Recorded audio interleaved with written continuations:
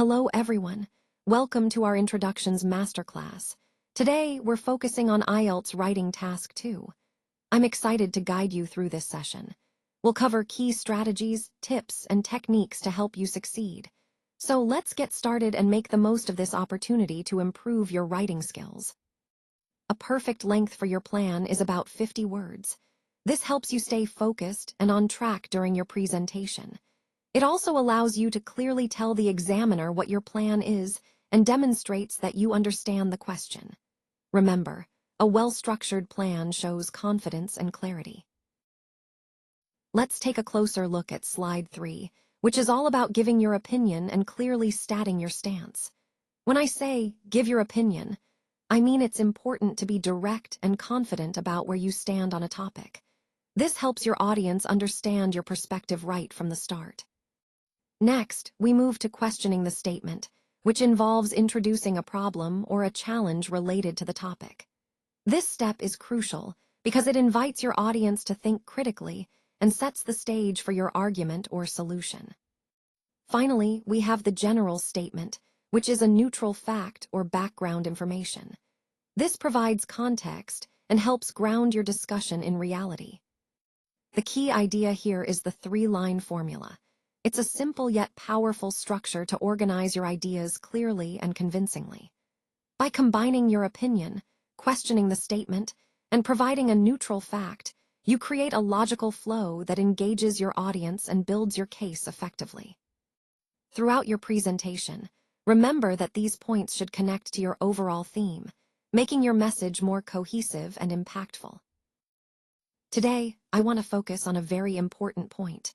I will argue that imprisoning animals for entertainment is both cruel and unnecessary.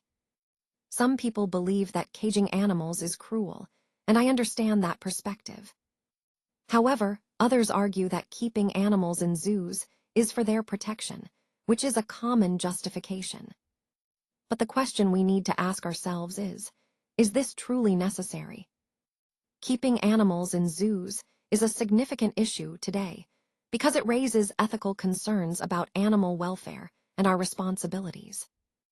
And as we move through this presentation, I want you to think about whether the benefits of zoos really outweigh the costs. Ultimately, I believe that the idea of imprisoning animals for entertainment is something we should reconsider, because it often causes more harm than good. So, let's look at some of the key arguments in favor of making unpaid community service compulsory for high schoolers. First, many believe it should be voluntary, which is important because it encourages genuine motivation and personal choice. However, proponents argue that it can actually require less time dedicated solely to academics, giving students a valuable balance. It also puts extra pressure on students, but in a way that can push them to develop resilience and adaptability. Another major benefit is that it helps build confidence. By engaging with the community and contributing, students often feel more capable and self-assured. Plus, it teaches real-world life skills that go beyond the classroom, things like teamwork, responsibility, and time management.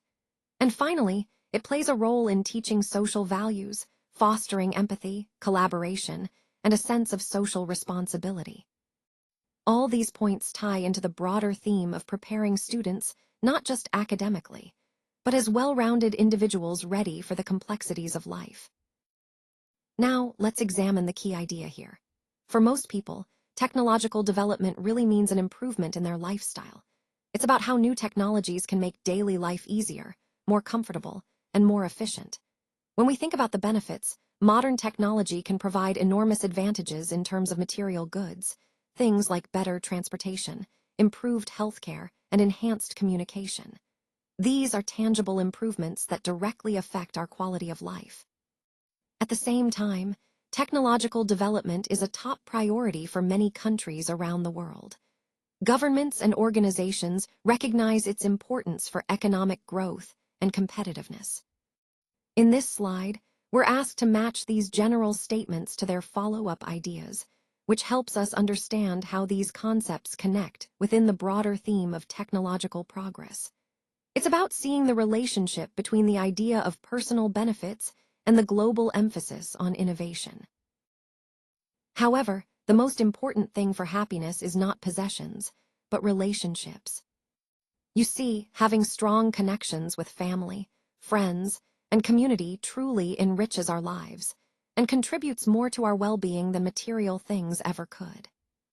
But at the same time, I want to point out that focusing too much on this goal can sometimes cause us to overlook bigger societal issues. For example, governments might become so fixated on individual happiness that they lose sight of growing inequalities and rising depression rates across populations. And this is where it gets complicated. While some people enjoy an easier, more comfortable life, others are often made redundant or face job insecurity. Many individuals feel uncertain about their futures, which can lead to unhappiness and stress. So, it's a reminder that happiness isn't just about personal choices or possessions. It's also shaped by the social and economic environment we live in. Balancing these aspects is key if we want to build a truly happy and inclusive society. All right, let's take a closer look at Slide 8, titled Lifestyle versus Insecurity. Here, we're exploring how different choices and priorities can impact our sense of security and fulfillment. First, we see C+I, which stands for lifestyle choices combined with insecurity. This highlights how sometimes the way we live, our habits, routines, and daily decisions can be influenced or even driven by underlying insecurities. It's important to recognize that these insecurities can shape our behaviors without us even realizing it. Next, wealth versus relationships reminds us of a common dilemma: pursuing material wealth versus nurturing meaningful relationships. Often, people chase after wealth to fill a void, but that can sometimes lead to feelings of insecurity or loneliness, showing that true security doesn't come solely from possessions. Then we have B+V, which stands for priorities versus vulnerability. This points out that what we prioritize, whether career, family, health, can either protect us or expose us to vulnerabilities. Making conscious choices here is key to building resilience. Finally, a +Roman 4 signifies the answers, what really helps us balance these aspects and find genuine security. It's about aligning our values and priorities in a way that fosters confidence and stability, rather than insecurity. Overall, this slide ties into the larger theme by illustrating that our lifestyle choices and priorities directly influence our sense of security. Recognizing these patterns empowers us to make more intentional decisions, leading to a more balanced and fulfilling life. Now, let's look at how to develop your own opinion on this statement. The first step is to question it. Think critically about whether you agree or disagree. Do you believe that modern technology has truly increased our material wealth without impacting our happiness? Or do you see some ways it might have improved our overall well-being? Next, it's helpful to start with a general statement that captures your perspective. For example, you might say, "While technology has certainly made life more convenient and prosperous, it doesn't necessarily mean we're happier." Finally, I encourage you to draft your own opinion based on these ideas. Remember, this is your chance to connect personally with the topic, reflect on the balance between material wealth and happiness, and express your viewpoint clearly. This exercise not only deepens your understanding, but also sharpens your critical thinking skills, which are essential throughout this presentation. When sharing your opinion, it's important to be clear and direct. This helps your audience understand your perspective. However, it's also good to stay neutral initially, especially when presenting different viewpoints. Keep these tips in mind to communicate effectively and connect your ideas to the bigger picture. All right, let's break this down. First, we often hear people say, "true," and jump to a conclusion. But is that always the case? Not necessarily. Sometimes we start with a neutral fact, something that's just there without any bias or opinion. Then there's this idea that you must give your opinion right away. But in reality, not every situation calls for an immediate judgment. And about the intro length, should it be around 100 words?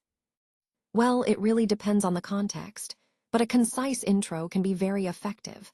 Now, let's test your understanding with this interactive quiz and see how well you've grasped these key points.